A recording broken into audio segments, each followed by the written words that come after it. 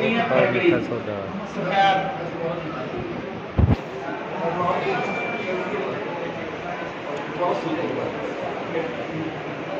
1 पाव मीठा सोडा, आध पाव फटकड़ी सफेद। फटकड़ी को तवा पर खिल कर लें। जब फटकड़ी खिल हो जाए या फटकड़ी आपकी खिल हो जाए, खिल होने के बाद आपने उसका वजन नहीं देखना, जितना भी हो उसे मीठे सोडे के साथ खिल कर दें।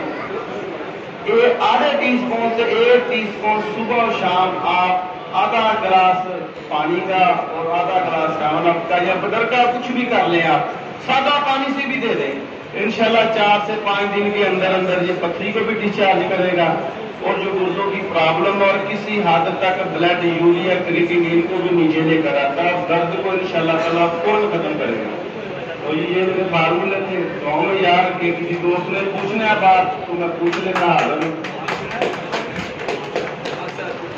मेरा नंबर नोट कर ले। मेरा नंबर है 0300